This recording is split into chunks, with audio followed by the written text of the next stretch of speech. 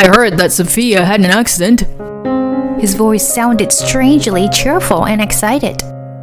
It is clearly not the husband's reaction when he hears that his wife has been in an accident. He continued with his remarks. Sophia has always been careless and clumsy, you know. I always thought she would have an accident someday. How come he knows about the accident? Or is this just a coincidence? He has a sister who acted as a mother figure to him after their parents passed away. Maybe growing up with just the two of them as a family made him strict with people other than his sister, and I was no exception. However, now I have something important to tell him. I have to say it no matter what. Listen, Greg. Wait, what? Who is this? It's not me who had the accident. It's your sister. My name is Sophia, and I am a housewife. I live with my husband Greg and our second-grade daughter Erin. Greg took over his late father's company 5 years ago, and he is now the president.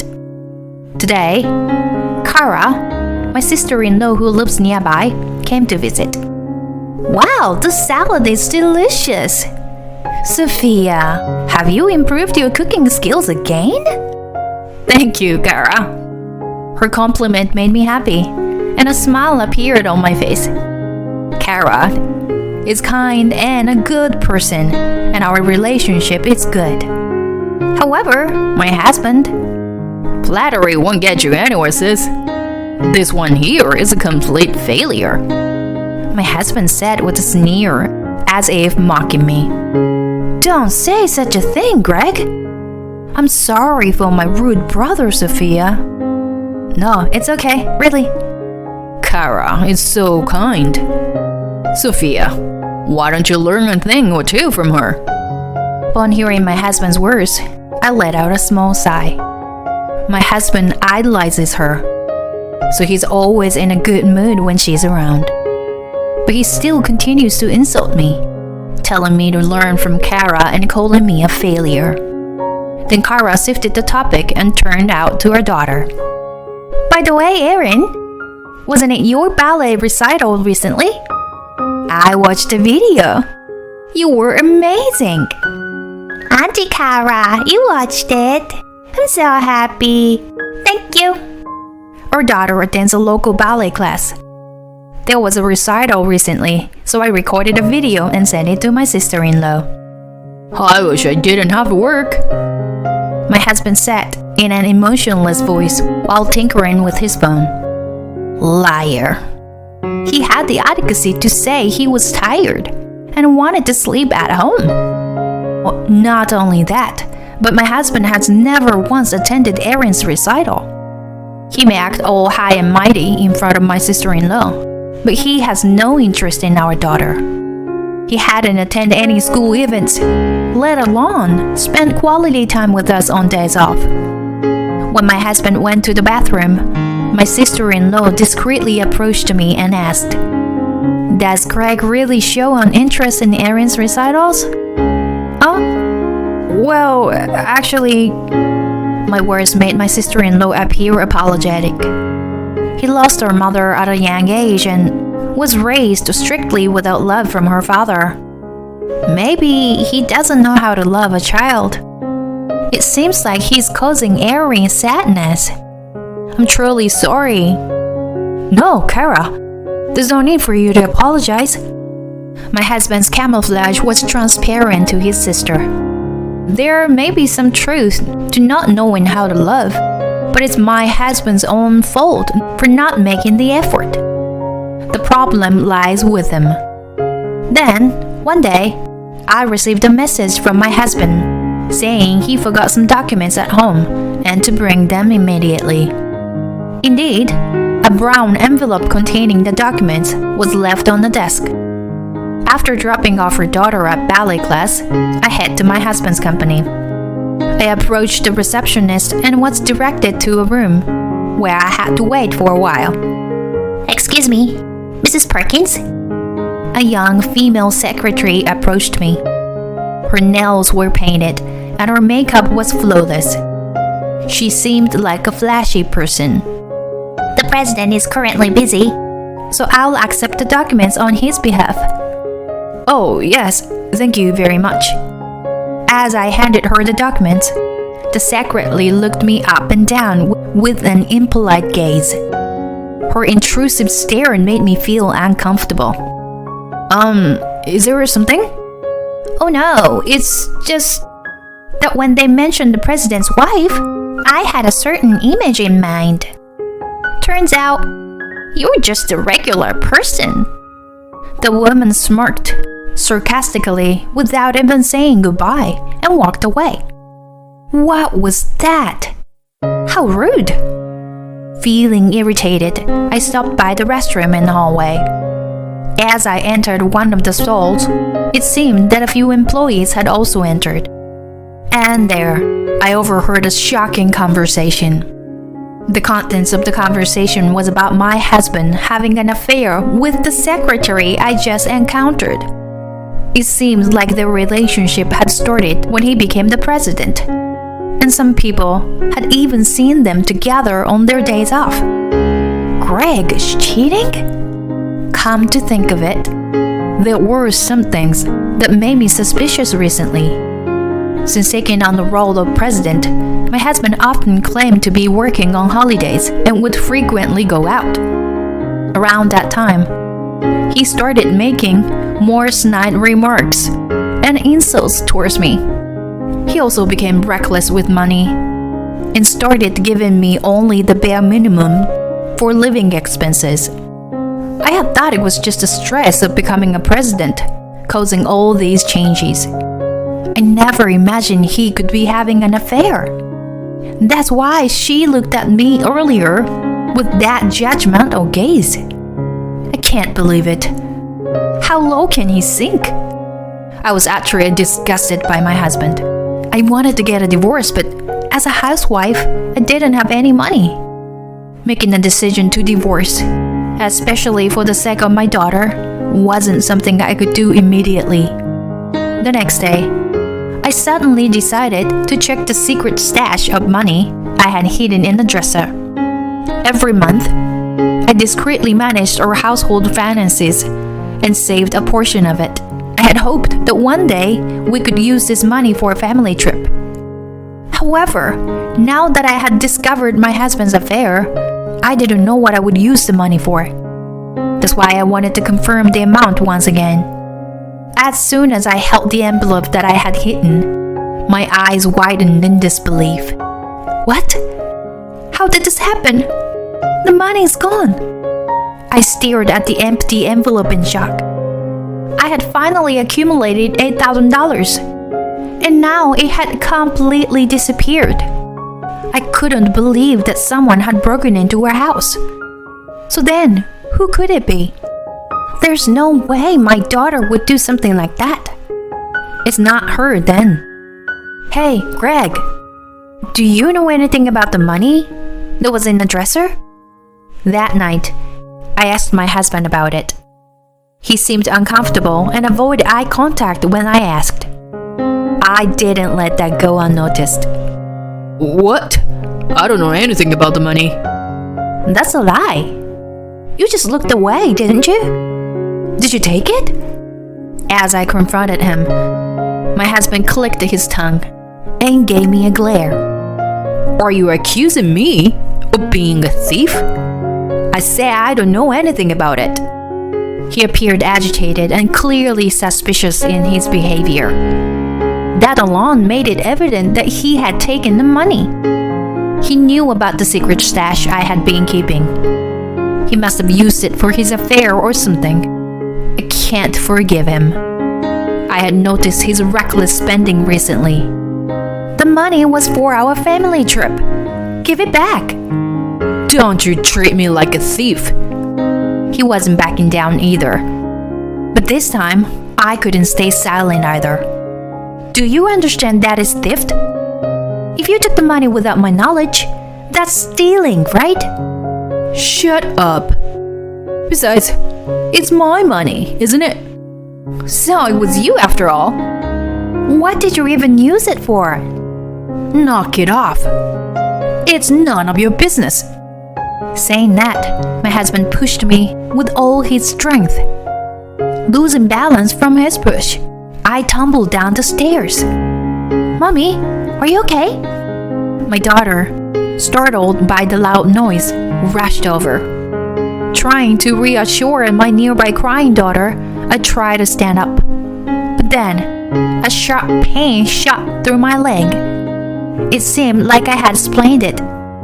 Jeez, you're making a big deal out of nothing. My husband gave us a cold glance and left the house.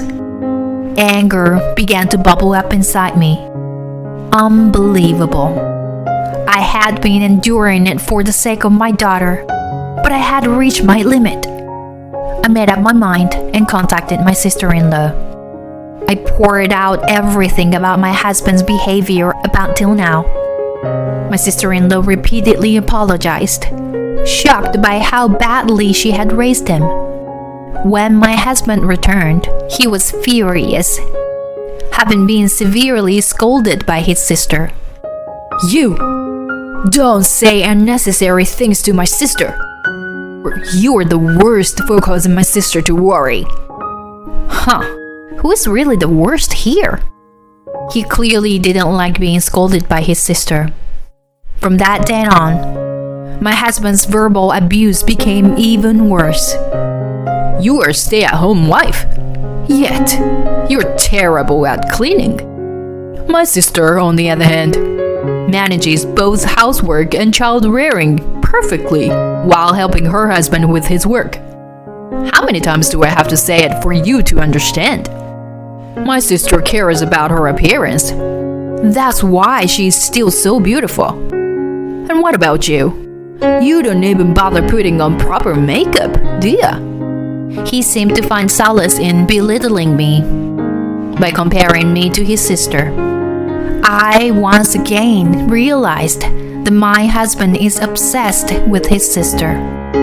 My sister-in-law was also troubled by his intense attachment to her. It was raining that day.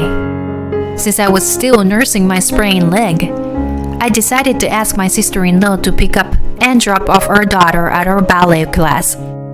The studio was about a 15-minute walk away, so I usually walk there to pick her up.